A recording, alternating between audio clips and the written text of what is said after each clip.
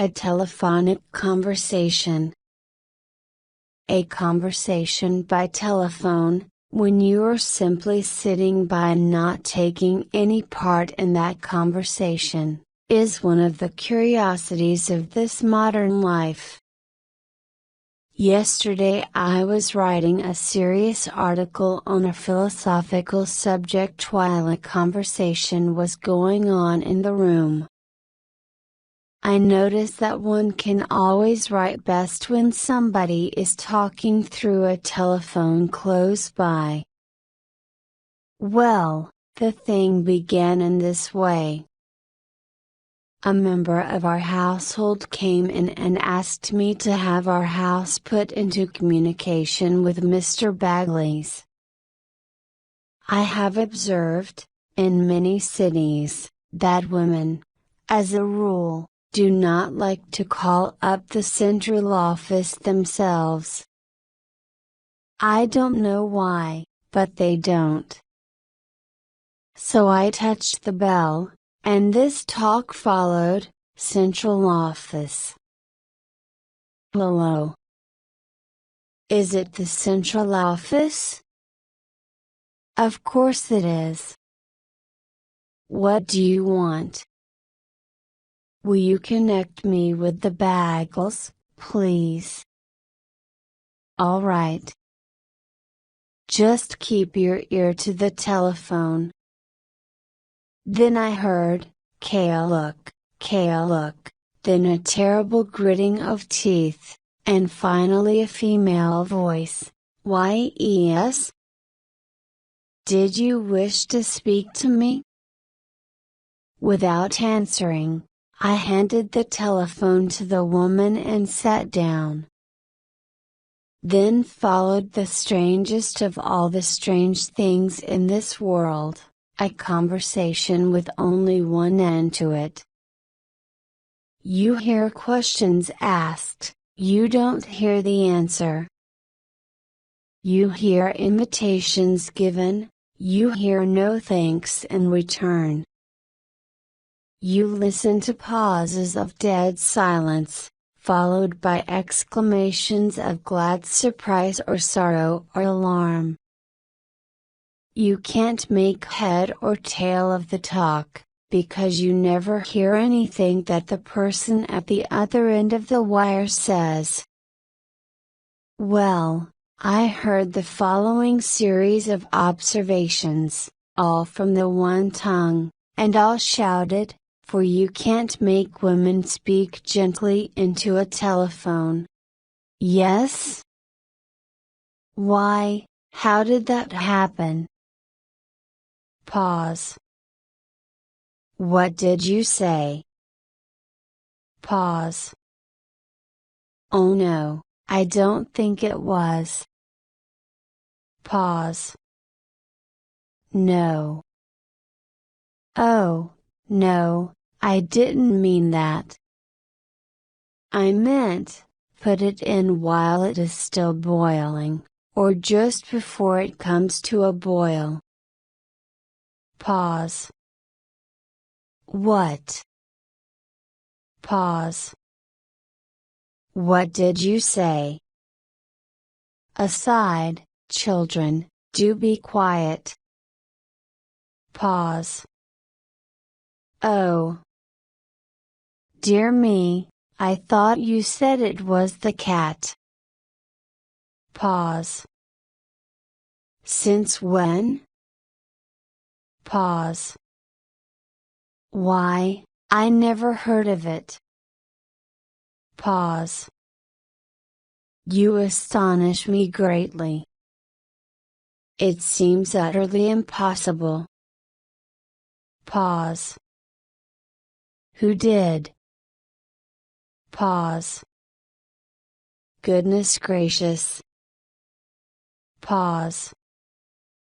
Well, what is this world coming to? Was it right in church? Pause. And was her mother there? Pause. Why, Mrs. Bagley, I should have died of humiliation. What did they do? Long pause. I can't be perfectly sure, because I haven't the notes by me, but I think it goes something like this. And then repeat, you know. Pause. Yes, I think it is very sweet, and very solemn and impressive, if you get the andantino and the pianissimo right. Pause.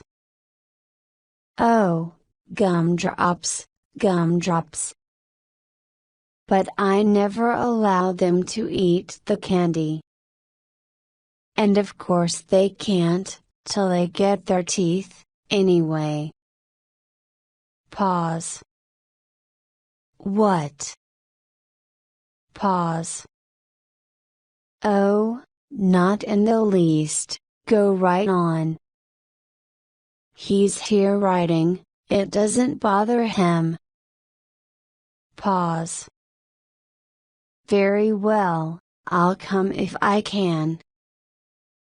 Aside, dear me, how it does tire a person's arm to hold this thing up so long. I wish she'd dash pause. Oh no, not at all, I like to talk, but I'm afraid I'm keeping you from your affairs. Pause. Visitors? Pause. No, we never use butter on them. Pause. Yes, that is a very good way, but all the cookbooks say they are very unhealthy when they are out of season. And he doesn't like them, anyway, especially canned. Pause. Oh, I think that is too dear for them, we have never paid over 50 cents a bunch. Pause. Must you go? Well, goodbye. Pause. Yes, I think so. Goodbye. Pause. 4 o'clock, then, I'll be ready. Goodbye. Pause. Thank you ever so much. Goodbye. Pause.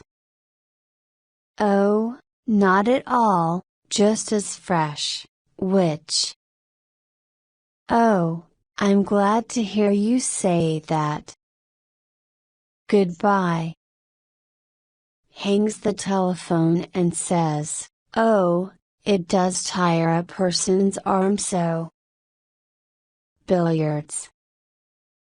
The game of billiards has destroyed my naturally kind temper.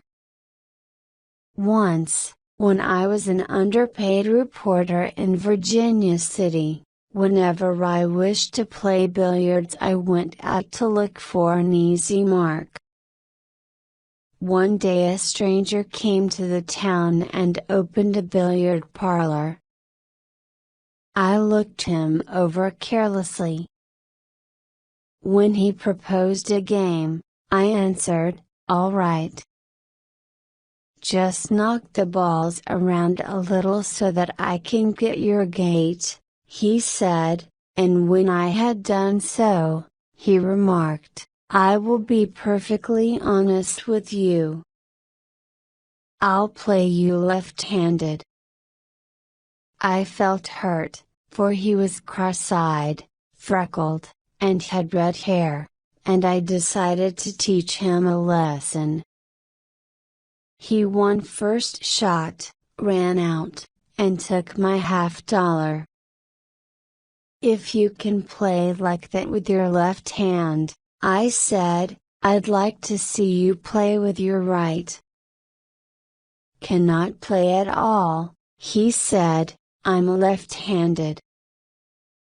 A fable. Once upon a time an artist who had painted a small and very beautiful picture placed it so that he could see it in the mirror. He said, "This doubles the distance and softens it, and it is twice as lovely as it was before." The animals in the wood heard of this through the house cat, who was greatly admired by them because he was learned, and so civilized, and so polite and well-bred, and could tell them so much which they didn't know before, and were not certain about afterward.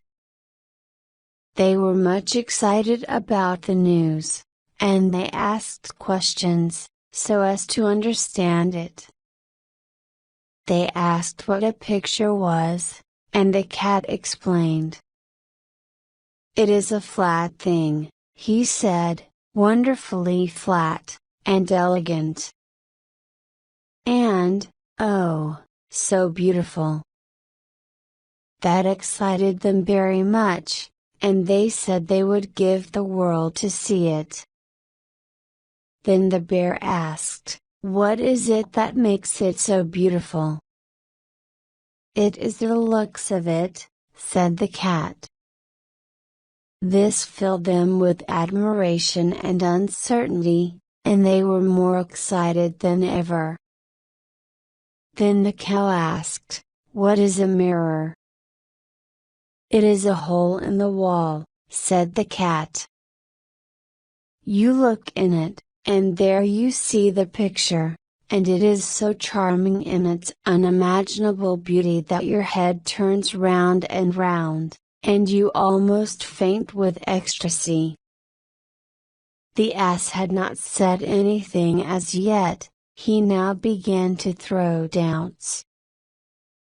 He said there had never been anything as beautiful as this before, and probably wasn't now. He said that when it took a whole basket full of long adjectives to praise a thing of beauty, it was time for suspicion. It was easy to see that these doubts had an effect upon the animals, so the cat went off offended. The subject was dropped for a couple of days, but in the meantime curiosity was taking a fresh start, and there was a revival of interest. Then the animals scolded the ass for spoiling what could possibly have been a pleasure to them, on a suspicion that the picture was not beautiful, without any evidence that such was the case. The ass was not troubled, he was calm, and said there was one way to find out who was right, himself or the cat. He would go and look in that hole, and come back and tell what he found there. The animals felt relieved and grateful, and asked him to go at once, which he did. But he did not know where he ought to stand, and so, by mistake, he stood between the picture and the mirror. The result was that he did not see the picture. He returned home and said, "The cat lied. There was nothing in that hole but an ass. There wasn't a sign of a flat thing visible. It was a handsome ass, and friendly, but just an ass, and nothing more." The elephant asked, "Did you see it good and clear? Were you close to it?" "I saw it good and clear, O Hathi, King of beasts. I was so close that I touched noses with it." "This is very strange," said the elephant. "The cat was always truthful before, as far as we could see. Let another witness try. Go, Baloo, look in the hole, and come and report." So the bear went. When he came back, He said, "Both the cat and the ass have lied, there was nothing in the hole but a bear." Great was the surprise and puzzlement of the animals. Each was now anxious to make the test himself and find out the truth. The elephant sent them one at a time. First, the cow. She found nothing in the hole but a cow. The tiger found nothing in it but a tiger. The lion found nothing in it but the lion. The leopard found nothing in it but the leopard. The camel found a camel, and nothing more. Then Hathi got angry, and said he would have the truth, if he had to go and find out himself. When he returned, he called them all liars, and was in a great fury with the moral and mental blindness of the cat. He said that anybody but a nearsighted fool could see that there was nothing in the hole but an elephant. Moral, by the cat. You can find in a text whatever you put in, if you will stand between it and the mirror of your imagination. You may not see your ears, but they will be there. The Sunday school just about the end of that long, hard winter, said the Sunday school superintendent, as I was going to school one brilliant morning, I glanced down toward the embankment and there lay the City of Hartford steamer. No mistake about it, there she was, puffing after her long journey through the ice. A glad sight? Well, I should say so. And then came a thought, I should instruct empty benches, sure, the youngsters would all be off welcoming the first steamboat of the season. You can imagine how surprised I was when I opened the door and saw half the benches full. My gratitude was large, and sincere. I decided that they should not find me ungrateful.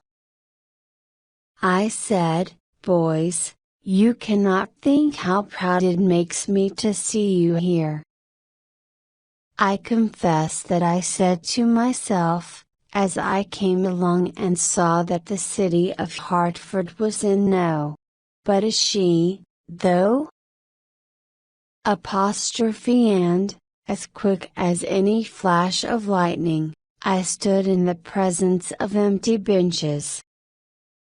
I had brought them the news myself. An encounter with an interviewer. The nervous, energetic young man took the chair I offered him, and said he was connected with the daily thunderstorm, and added, "I hope it's no harm, I've come to interview you." Come to what? Interview you. Ah. I see. Yes, yes. Yes, yes. I went to the bookcase, and after I had been looking 6 or 7 minutes I found I was obliged to refer to the young man. I said, "How do you spell it?" "Spell what?" "Interview." "Oh, my goodness. What do you want to spell it for?" "I don't want to spell it, I want to see what it means." "Well, this is astonishing, I must say." "I can tell you what it means, if you, oh, all right. That will answer, and much obliged to you, too." Then you spell it with an I? Why, certainly. Oh, that is what took me so long. Why, my dear sir, what did you propose to spell it with? Well, I hardly know. I had the unabridged, and I was looking up in the back end, hoping I might find her among the pictures. But it's a very old edition.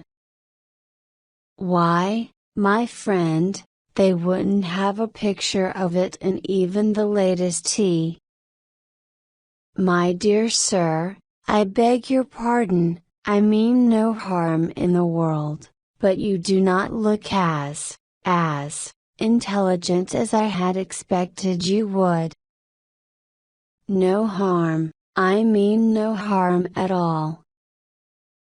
Oh, don't mention it.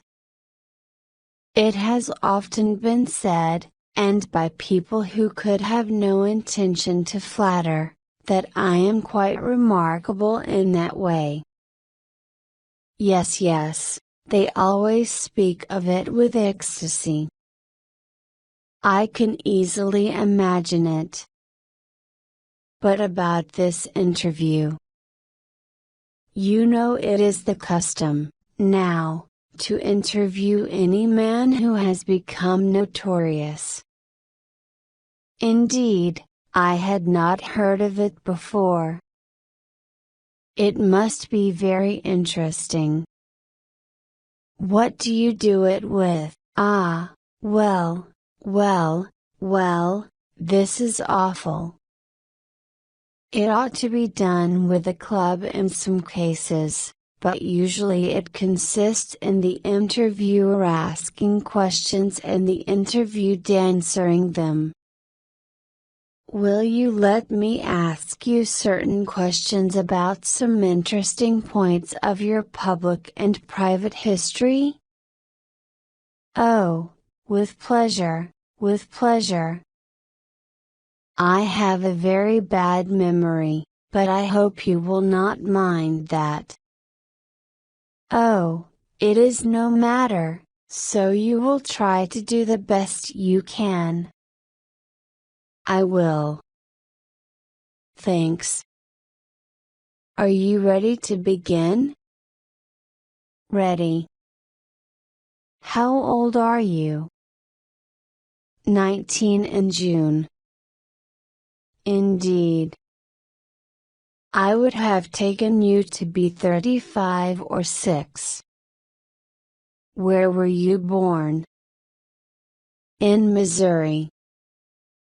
Q. When did you begin to write? In 1836. Why, how could that be, if you are only 19 now? I don't know. It does seem curious, somehow. It does, indeed. Whom do you consider the most remarkable man you ever met? Aaron Burr. But you never could have met Aaron Burr, if you are only 19 years now. If you know more about me than I do, what do you ask me for? Well, it was only a suggestion, nothing more. How did you happen to meet Burr? Well, I happened to be at his funeral one day, and he asked me to make less noise, and but, good heavens! If you were at his funeral, he must have been dead, and if he was dead, how could he care whether you made a noise or not? I don't know. He was always a particular kind of a man that way. Still, I don't understand it at all. You say he spoke to you, and that he was dead. I didn't say he was dead. But wasn't he dead? Well, some said he was, some said he wasn't. What did you think? Oh, it was none of my business. It wasn't any of my funeral. Did you? Well, let me ask about something else. What was the date of your birth? Monday, October 31st, 1693. What? Impossible. Then you're 180 years old. How can you explain that? I can't explain it at all. But you said at first you were only 19, and now you say you are 180. It is an awful discrepancy. Why, have you noticed that? Shaking hands, many a time it has seemed to me like a discrepancy, but somehow I couldn't make up my mind. How quick you notice a thing. Thank you for the compliment. Had you, or have you, any brothers or sisters? I think so, yes, but I don't remember. Well, that is the most extraordinary statement I ever heard. Why, what makes you think that? How could I think otherwise? Why, look here. Whose picture is it on the wall? Isn't that a brother of yours? Oh, yes, yes, yes. Now you remind me of it, that was a brother of mine. That's William, Bill we called him. Poor old Bill. Why? Is he dead, then? Ah. Well, I suppose so. We never could tell. There was a great mystery about it. That is sad, very sad. He disappeared, then? Well, yes, in a sort of general way. We buried him. Buried him. Buried him, without knowing whether he was dead or not? Oh, no. Not that. He was dead enough. Well, I confess that I can't understand this. If you buried him, and you knew he was dead no. No. We only thought he was. Oh, I see. He came to life again? I believe he didn't. Well, I never heard anything like this. Somebody was dead. Somebody was buried. Now, where was the mystery? You see, we were twins, the dead man and we got mixed in the bathtub when we were only 2 weeks old, and one of us was drowned. But we didn't know which. Some think it was Bill. Some think it was me. Well, that is remarkable. What do you think? Goodness knows. I would give whole worlds to know. This solemn, this awful mystery has cast a gloom over my whole life. But I will tell you a secret now, which I never have revealed to any creature before. One of us had a peculiar mark, a large mole on the back of his left hand. That was me. That child was the one that was drowned. Very well, then, I don't see that there is any mystery about it, after all. You don't? Well, I do. Anyway, I don't see how they could ever have buried the wrong child. But, don't mention it where the family can hear of it. Heaven knows they have heartbreaking troubles enough without adding this. Well, I believe I have got material enough for the present, and I am very much obliged to you for that. But I was a good deal interested in Aaron Burr's funeral. Would you mind telling me what made you think Burr was such a remarkable man? Oh. It was a mere trifle. When the sermon was over, and the procession all ready to start for the cemetery, and the body all arranged nice in the hearse, he said he wanted to take a last look at the scenery, and so he got up and rode with the driver. Then the young man withdrew. He was very pleasant company, and I was sorry to see him go. How I honestly earned $3. In some ways I was always honest, even from my earliest years I could never bring myself to use money which I had earned in questionable ways. Many a time I tried, but principle was always stronger than desire. 6 or 8 months ago, Lieutenant Gen. Nelson A. Miles was given a great dinner party in New York, and when he and I were talking together in the drawing room before going out to dinners he said, "I've known you as much as 30 years, isn't it?" I said, "Yes, that's about it, I think." He thought a moment or two and then said, "We met in Washington in 1867, you were there at that time, weren't you?"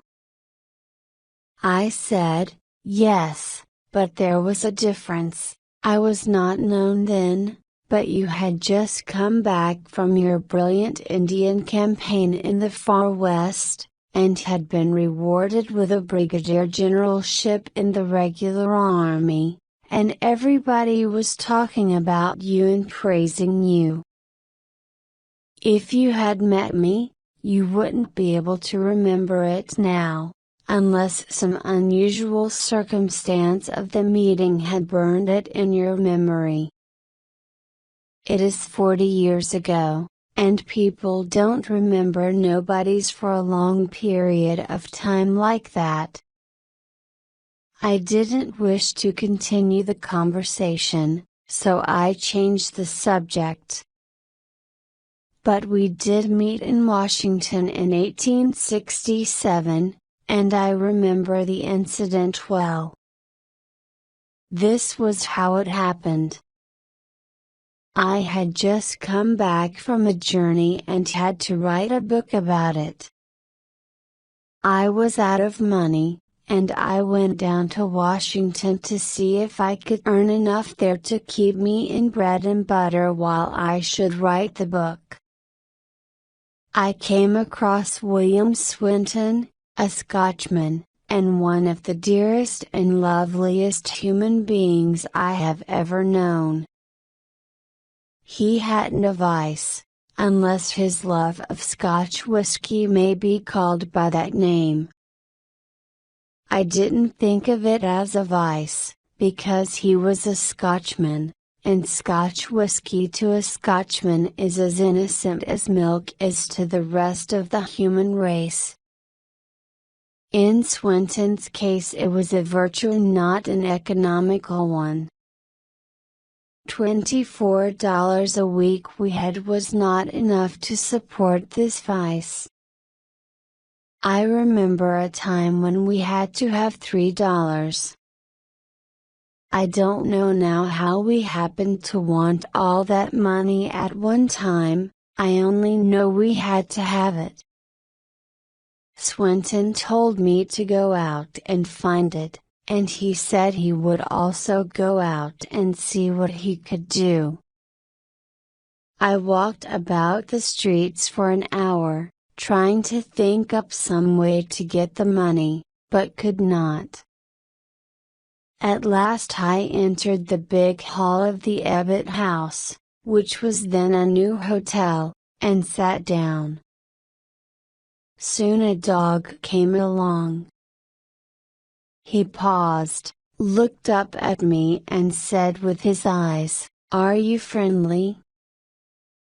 I answered with my eyes that I was.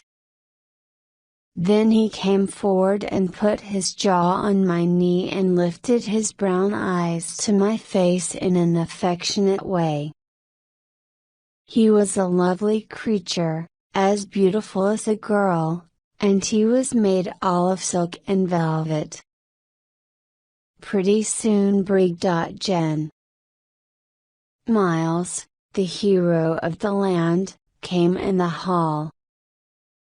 He saw the dog and stopped, and there was a light in his eye which shows that he had a warm place in his heart for dogs like this gracious creature. Then he came forward and patted the dog and said, "He is very fine, he is a wonder, would you sell him?"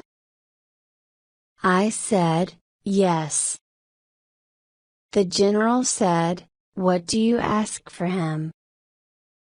$3. The general was greatly surprised. He said, $3? Only $3? Why, that dog is a most uncommon dog, he can't possibly be worth less than 50. If he were mine, I wouldn't take 100 for him. Call your price again if you like. $3, I said. That is his price. Very well, said the general, and he gave me $3 and led the dog away, and disappeared upstairs.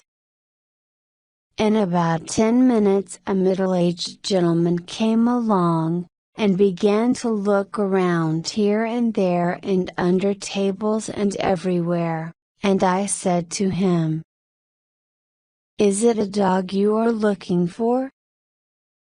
His face had been sad, before, and troubled, but it lit up gladly now, and he answered, "Yes. Have you seen him?" "Yes," I said, "he was here a minute ago, and I saw him follow a gentleman away. I think I could find him for you if you would like me to try." I have seldom seen a person look so grateful, and there was gratitude in his voice, too, when he said that he would like me to try. I said I would do it with great pleasure, and he asked me how much I wanted for the trouble. I said, $3. He looked surprised and said, "Dear me, it is nothing. I will pay you 10. But I said, "No, 3 is the price," and I started for the stairs without waiting for any further argument. I got the number of the general's room from the office clerk, and when I reached the room I found the general there caressing his dog, and quite happy. I said, "I am sorry, but I have to take the dog again." He seemed very much surprised and said, Take him again? Why, he is my dog, you sold him to me, and at your own price. Yes, I said, it is true, but I have to have him, because the man wants him again. What man? The man that owns him. He wasn't my dog. The general looked even more surprised than before, and for a moment he couldn't say a word. Then he said, "Do you mean to tell me that you were selling another man's dog, and knew it?" "Yes, I knew it wasn't my dog." "Then why did you sell him?" I said, "Well, that is a funny question to ask. I sold him because you wanted him. You offered to buy the dog, you can't deny that."